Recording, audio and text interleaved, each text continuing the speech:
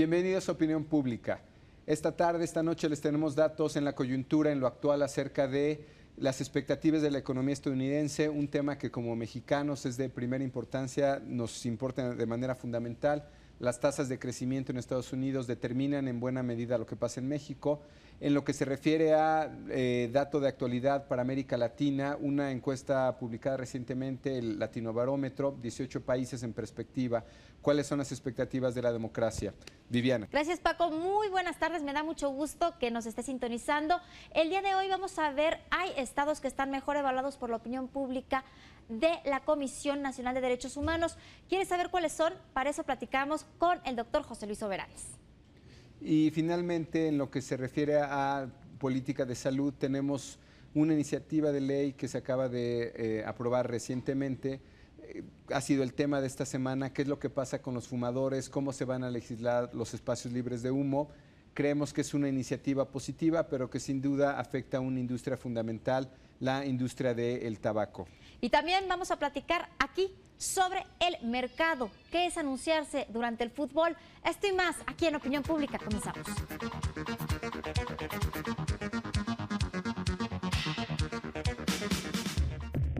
El mundo entero se pregunta si la economía de Estados Unidos se dirige hacia una recesión en el 2008. La crisis hipotecaria del mercado, sobre la cual la mayoría de los analistas coinciden, no ha tocado fondo. Lo preocupante es que como han caído los precios de la vivienda, se amplifican las restricciones al crédito y se reduce la demanda de los consumidores que mueven el 70% de la economía norteamericana. El panorama se presenta incierto cuando analizamos que el precio del barril del crudo se acerca a los $100. Y esto, según The Economist, no se ha reflejado totalmente en los precios de la gasolina al consumidor estadounidense. ¿Pero qué dice acerca de este tema el sondeo de la National Association for Business Economics? La cantidad de mediciones, de encuestas entre especialistas que sugieren que Estados Unidos puede entrar muy pronto en una crisis económica es un tema de preocupación para nuestro país, para México. Tal vez ya no como lo era antes, porque nosotros exportábamos petróleo y porque tenemos una economía fronteriza, la más importante probablemente en todo el continente, sino porque lo que exportamos hacia Estados Unidos representa en el ingreso de México, está por ahí del 80% de nuestras exportaciones. ¿Cómo ves esto, Juan? No, pues es totalmente un riesgo para la economía mexicana. Hay que recordar lo que dice el adagio de que si Estados Unidos estornuda, a México le da pulmonía. Y bueno, esto se puede cumplir ante los riesgos de una recesión por la crisis hipotecaria. Había tasas de interés muy bajas, mucha gente empezó a comprar casas con el 1% del enganche del valor total de la propiedad. Y ahora hay una crisis porque muchos de estos préstamos no se están pudiendo cubrir. Así es. Lo que sugieren estos números es que nosotros estaremos creciendo por lo menos un punto más por arriba de lo que crece Estados Unidos. Si bien cuando empezaron estas mediciones hace unos 4 o 5 meses, cuando empezó la crisis hipotecaria de manera más evidente, por lo menos de manera pública, se pensaba que Estados Unidos crecería 3.5, luego 2.5. Esta última medición diría que estaría creciendo 1.5, lo cual implicaría que México no podría crecer a más de 2.5, Juan. Esta es una medición entre especialistas, obviamente. Sí, nuestro crecimiento económico está totalmente relacionado con el crecimiento en Estados Unidos. Hay que recordar, exportamos dos cosas principalmente. Mercancías, cerca del, como decías tú, el 80% de las mercancías que producimos es nuestro principal consumidor, nuestro principal mercado, y mano de obra. El hecho que haya una crisis económica ya implica que los mexicanos que están buscando empleo en Estados Unidos van a tener más dificultad para contratarse y por lo tanto más dificultad para enviar remesas a nuestro país. Ahora, en un artículo reciente del Economist se sugería que la economía de México está un poco más protegida porque ya no nos estamos remitiendo tanto a... No dependemos tanto del petróleo, dependemos un poco más de servicios, tenemos un mercado más autónomo. ¿Tú crees que esto sería suficiente como para lidiar con esta posible crisis de la economía en Estados Unidos? O sea, es cierto, nuestra economía no está petrolizada, sin embargo, sí está muy concentrada en un solo mercado. Y si ese mercado tiene problemas de crecimiento, tiene inseguridad en los patrones de consumo, es muy probable que vaya a afectar el dinamismo del crecimiento de la economía nacional. Si bien esta es una opinión de especialistas y no es necesariamente un dato duro, es una opinión a considerar y entra dentro de los temas de opinión pública. Vamos a nuestro siguiente dato de coyuntura, dato de actualidad. Los países más afectados por el empeoramiento del clima económico son Brasil, México y Chile, mientras que para Argentina, Perú y Colombia fue menos acentuada la disminución de la confianza. Y es que las expectativas económicas sobre América Latina indican una desaceleración del crecimiento en la región debido al enfriamiento de la economía de los Estados Unidos. En la mayoría de los países de la región se ha registrado una caída del optimismo económico en el último año, según la más reciente edición del Latinobarómetro, el cual incluye la opinión de los habitantes de 18 países de América Latina. El Latinobarómetro es una medición que se origina en Europa, que se conoció antes como el Eurobarómetro, que en este caso se hace entre 18 países en América Latina, probablemente la medición más importante que hace Marta Lagos desde Chile y que coordina a estos 18 países.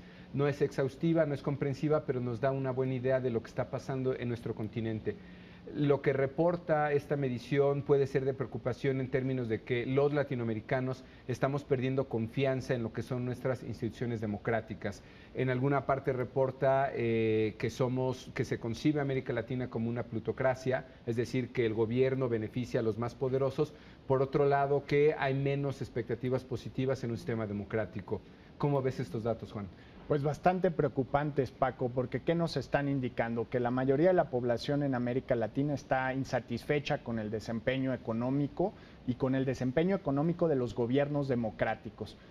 Entonces tienen ciertas dudas sobre la posibilidad de mejorar su condición de vida, de aspirar a la prosperidad dentro del marco de un gobierno democrático. Hay caídas de entre 10 y 16 puntos en esta medición sobre si preferiría que su país fuera una democracia o un país autoritario o menos democrático. Eso es preocupante. Pero la otra, esta que se refiere a la plutocracia, un gobierno que beneficia a los más poderosos, esta medición diría que en lugares como Santo Domingo, por ejemplo, la República Dominicana, capital Santo Domingo, 90% de los dominicanos creen que su gobierno le beneficia a los más poderosos y el país con porcentaje menor en esta opinión representa el 60%. Es decir, en América Latina hay una visión donde los gobiernos no necesariamente benefician a la población en general. Así es, y a la luz de lo que está ocurriendo en Venezuela, donde cada vez Hugo Chávez concentra más poder y está reduciendo las libertades políticas de los ciudadanos y de los partidos de oposición, es importante considerar los riesgos de que una masa crítica importante en las sociedades latinoamericanas no perciba a la democracia como la mejor forma de gobierno. Y justo estos sectores de la sociedad que no ven a la democracia como un camino hacia la prosperidad son los que se van a sentir más atraídos por candidatos populistas que ofrecen salidas fáciles, como lo vimos en el caso de Venezuela, como está ocurriendo también en Nicaragua y como casi ocurre en Perú, ¿no? Así es. Es una medición que retomaremos más adelante en esta sección porque representa una medición puntual de manera comparada con lo que está pasando con nuestras sociedades en América Latina, percepciones acerca de Estados Unidos, percepciones de liderazgo dentro de América Latina, expectativas económicas, expectativas sobre la democracia. Tomaremos más de esta medición en futuros programas y secciones. Así es. Vamos ahora a nuestra sección de investigación de mercado, el consumidor. ¿Qué es lo que piensan los mexicanos sobre cómo consumimos, qué hábitos tenemos? Y en este caso, un tema fundamental, creemos, para buena parte de nuestro país, el fútbol. Veamos.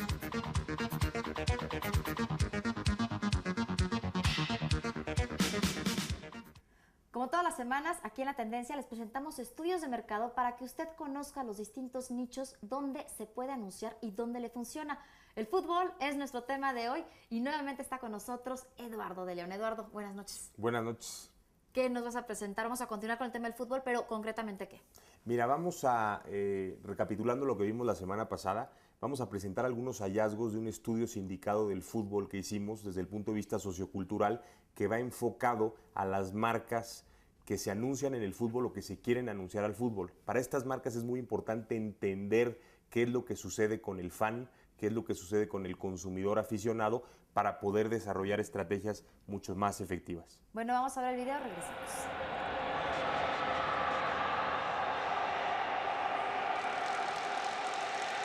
Yo creo que si no existieran los medios de comunicación, el fútbol seguiría siendo amateur.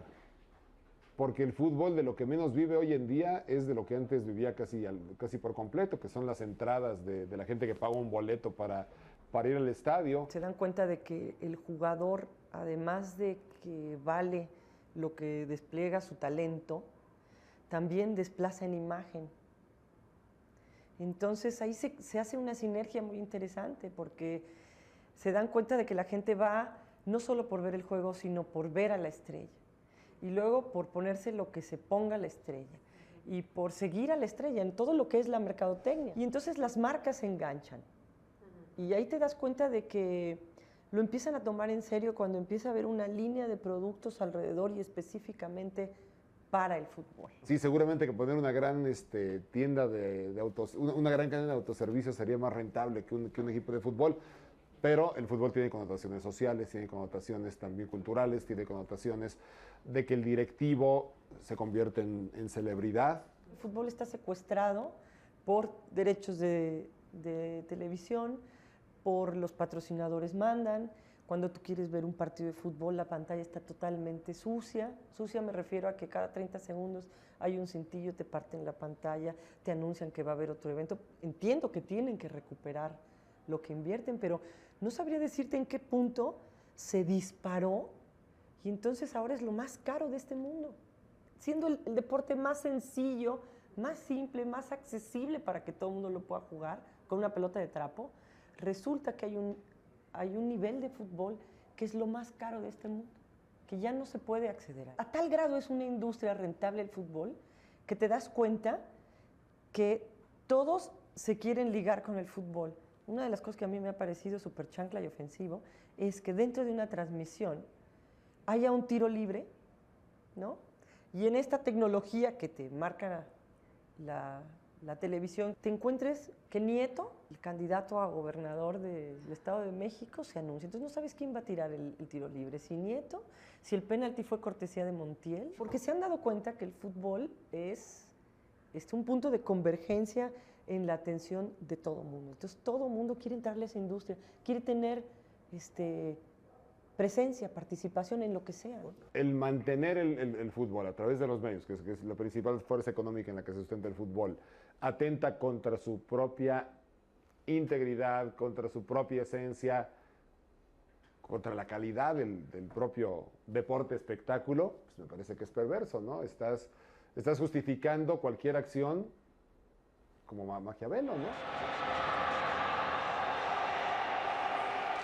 Y hay marcas que siempre están en los partidos de fútbol, en las buenas y en las malas, y otras que solamente se anuncian cuando ganan. ¿Esto lo resienten los consumidores? Justamente como lo dices, habiendo tantas marcas que quieren entrar al mundo del fútbol, por esta vinculación afectiva que pueden lograr con el consumidor, están todo el día intentando penetrar en los equipos de moda. Pero el consumidor, cuando siente que la marca no tiene pasión, no le gusta tanto esa marca relacionada con el fútbol. Por lo contrario, las marcas que están en las buenas y en las malas y que buscan promociones y que buscan vincular a la gente con el fútbol, son marcas que el consumidor y el aficionado perciben como marcas con pasión, marcas que están ahí independientemente de cómo vaya el equipo o el jugador, y estas son las marcas que verdaderamente el consumidor valora dentro de un equipo de fútbol o dentro del mundo del fútbol. Sí, porque también, bueno, las marcas quieren invertir en los partidos donde va a tener más audiencia, donde hay siempre ganadores, pero no no se nos puede olvidar que la pasión, uno de los elementos que nos decías, es lo más importante en el fútbol. Y hay gente que está apasionada a su partido y dicen, esta marca los está apoyando en las malas, estamos con ellos, lo están apoyando en las buenas, estamos con ellos. ¿Los dejan de apoyar? No estamos con ellos. Sí, no, y aparte es increíble lo que una marca en una camiseta de un club puede lograr. Connotaciones racionales del tipo de liderazgo, fuerza, pasión, y afectivas como lo que podría lograr, por ejemplo, una familia, ¿no? Los valores de una familia se ven traducidas en el equipo de fútbol, y si ahí está la marca presente, pues imagínate lo que el consumidor puede llegar a pensar del producto que está consumiendo. Al final siente que indirectamente está apoyando a su equipo, ¿no? Ya nos vamos a tener que ir, pero antes explícame una cosa, ¿qué tanto realmente aumentan las ventas con la publicidad y cómo funciona durante estos partidos? Mira, es publicidad no directa que hoy está resultando muy efectiva para ciertas marcas. Si la marca logra generar una estrategia holística de 360 grados, no solamente apoyando el equipo, sino haciendo promociones que apoyan al equipo, que vinculan al consumidor con el equipo, desde luego que puede verse todo eso traducido en ventas y altas, ¿no? Y muy bien. Bueno, Eduardo, muchísimas gracias. No, hombre, gracias a ti por la invitación. Gracias. Vamos a un corte, regresamos aquí. Sin duda, un tema muy comentado durante esta semana a partir de cambios legislativos y cambios sociales en general que no solamente están pasando en México, sino en América Latina y en el mundo. Nuestro cambio de actitud hacia un tema que ha sido preocupación de muchos gobiernos, pero tal vez en el momento que se han visto los costos de lo que implica algo como tabaquismo, alcoholismo, obesidad, empezamos a preocuparnos cada vez más. ¿Cuáles son los datos que tendríamos, Viviana, para este tema? Sin lugar a dudas, el tema de esta semana en salud pública fue esta nueva ley antitabaco que se acaba de aprobar en la Cámara de Diputados. Bueno, escuche usted estos datos. De acuerdo con la Organización Mundial de la Salud, el tabaquismo es la segunda causa principal de muerte en el mundo, con casi 5 millones de defunciones anualmente. Bueno, la Organización Mundial de la Salud habla que para el 2020 causará el doble de defunciones que las que actualmente tenemos. Estamos hablando de cerca de 10 millones de muertes en el mundo. Al año, 1.300 millones de personas consumen tabaco y en familias de escasos recursos, los cigarros representan, cheques usted este dato, 10% del gasto familiar. El consumo de cigarros por mujeres ha aumentado en los últimos años. Antes representaba tan solo, bueno, no tan solo, pero 29%. Hoy estamos hablando de que 33.6% de los fumadores son de sexo femenino. El 10% de los hombres comenzó el hábito antes de los 11 años. Sobre este tema, la nueva ley antitabaco y sobre todo, ¿qué piensa la gente? ¿Cómo lo percibe? Porque también hay que recordar que los fumadores defienden a capa y espada lo que a ellos les gusta, ¿o no es así, Paco? Es una población muy dividida. Tenemos que una encuesta nacional que realizamos hace un par de meses y que es un dato que no cambia mucho, Viviana. Tenemos 70% de la gente que no fuma, 30% de la gente que fuma y ha ido bajando relativamente poco. Como bien señalas, el porcentaje mayor es de mujeres comparado con el de hombres. Los temas de preocupación en términos de actitud y que se corrobora con los datos duros es que cada vez la gente empieza a fumar a una edad más joven. Si antes empezaba hace 15 años a los 18, luego fue bajando hace 10 años a los 15 y ahora estamos en los 11, lo cual te crea una mayor dependencia. De este 30% de la gente que fuma en el país, tenemos que 60% ha hecho algún intento por dejar de fumar. Es decir, hay una preocupación incluso dentro de la población por cambiar estos hábitos. Realmente lo que no queda claro, y digamos, ahí hay distintos estudios nuevamente en términos de actitudes, ¿cuánto uno es de las preguntas que hay pendientes? ¿Cuánto compensaría la sociedad en términos fiscales? ¿Cuánto debe de crecer el impuesto para que nos alcance como sociedad para pagar los tratamientos médicos de los fumadores? Y dos, ¿cuánto le tienes que subir el precio a un fumador para que deje de consumir? Hay un caso radical como el de China, donde los impuestos subieron hasta 1000% y la gente seguía consumiendo tabaco, lo cual es un 1000% sobre una base. Pero te voy a explicar una cosa, Paco. La gente que fuma prefiere dejar de comer, de consumir ciertas cosas, que dejar de fumar. Entonces lo van a seguir pagando. Realmente el subir los impuestos al tabaco no siento yo que sea la solución al problema. Ahora vamos a ver cómo se va desarrollando esta situación a lo largo de las semanas que enfrentan los legisladores, porque también hay mucho dinero por medio. Estamos hablando de las tabacaleras y más.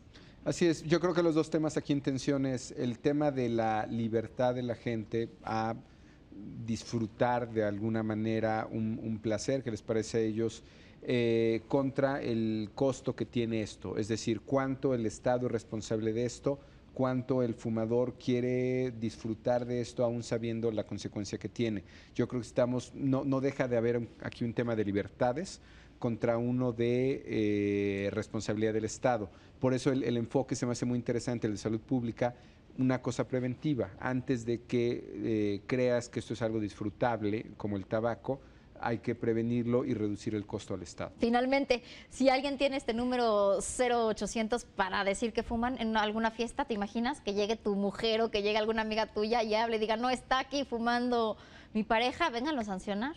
Habrá que denunciarlo. Regresamos ahora con el ciudadano. temas de política pública en Opinión Pública. Regresamos.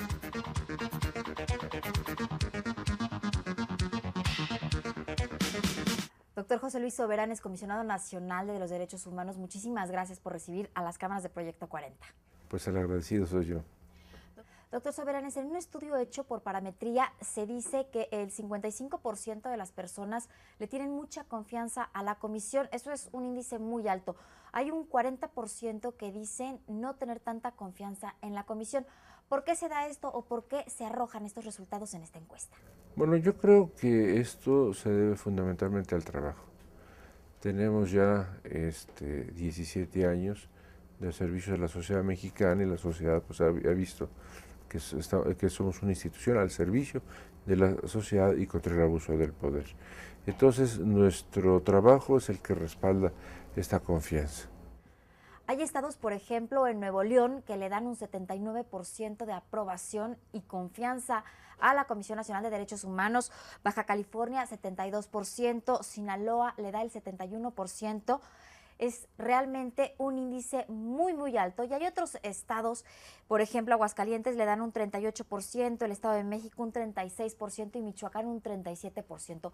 ¿Por qué se dan estas diferencias en la opinión de las personas? Bueno, porque mire usted, aparte de la Comisión Nacional están las comisiones estatales y la gente luego no diferencia bien lo que es la Comisión Nacional o la Comisión Estatal. Entonces, estos son factores que influyen. Por otro lado, pues yo creo que tiene que ver el grado de cultura, de educación, de capacitación de las personas, ¿verdad? No es lo mismo un estado conflictivo a uno que no lo sea, porque curiosamente, ¿verdad? Pues entre menos conflictos haya en un estado, mientras más respeto haya a la ley, pues menos acudirán a nosotros, ¿verdad? Doctor, la pregunta obligada que se la deben de hacer todos los días. Dígame usted, muchas veces las autoridades se quejan y dicen que por derechos humanos precisamente no se puede sancionar a los delincuentes. ¿Por qué se dice esto? ¿Realmente derechos humanos está la comisión protegiendo a estos delincuentes?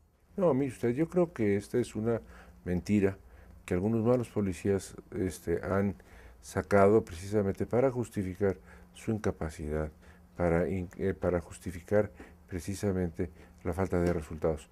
Es muy fácil echarnos a nosotros la culpa, pero yo le puedo decir a usted y a su auditorio, pues que yo en 8 años que tengo en esta comisión nunca he pedido que la ley se deje de aplicar o que algún presunto delincuente salga de la cárcel.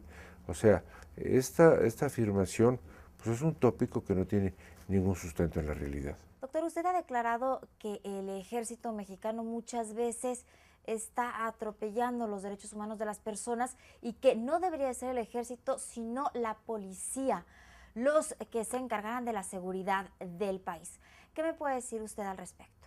El ejército es una institución creada para defender la soberanía nacional. El ejército no es una policía, no es una institución para defender la seguridad pública, para eso son las policías. Hace algunos años se tuvo que echar mano del ejército pues, ante los embates del crimen organizado y particularmente del narcotráfico. Y se dijo que esto era algo temporal, pero mire, ya llevamos 40 años, ¿verdad? Y lo que se tendría que hacer sería capacitar policías para que hagan funciones de policía y no a soldados habilitados de policías. Pero fíjese, por ejemplo, la idea de crear una policía federal preventiva, que se dio pues ya hace un buen tiempo, en los años 90. Después no se siguió preparando, no se siguió incrementando los efectivos, sino al contrario, policías militares, o sea, soldados, eran habilitados como policía federal preventiva. Entonces, esto de la policía federal, pues es un poco el ejército con otro uniforme, ¿no? Entonces, mientras no tengamos una buena policía federal, mientras no tengamos el número suficiente y capacitados suficientemente, pues entonces tendremos que seguir echando mano al ejército. Doctor Soberanes, ¿usted cree que tenemos una policía suficientemente calificada como para poderle hacer frente a la seguridad del país cuando vemos que los índices de corrupción son altísimos? Sí, pero yo siempre he hecho la aclaración de que la salida del ejército no la estoy pidiendo para mañana, sino que debe de haber un programa en el cual se diga, el ejército va a salir en tantos años y en tantos años vamos a capacitar policías, ¿verdad? Porque si no, pues lo que vamos a tener es una policía disfrazada de soldados. Para las personas que nos están viendo y que tienen algún problema precisamente relacionado con derechos humanos, ¿cómo pueden acudir a la Comisión Nacional o quiénes son los candidatos a acudir aquí para que les resuelvan su situación? Cualquier acto que implique un abuso de poder por parte de una autoridad federal. Tratándose de autoridades estatales, autoridades locales, son las comisiones estatales. Ahora bien, si una comisión estatal no funciona durante 6 meses, no le da resultados, entonces ya nosotros podemos conocer del asunto. Doctor, esto es muy importante, sobre todo le va a llamar mucho la atención a las personas que nos están viendo. Si después de 6 meses la Comisión de Derechos Humanos Estatal no les resuelve, pueden acudir con ustedes, ¿verdad? Así es. ¿Y ustedes cómo procederían? Bueno, pues pidiéndole el informe a la Comisión Estatal, preguntándoles que por qué no actuaron debidamente, y ya nosotros continuamos y concluimos la queja. Doctor José Luis Soberanes, muchísimas gracias por esta entrevista para Proyecto 40. Gracias a usted.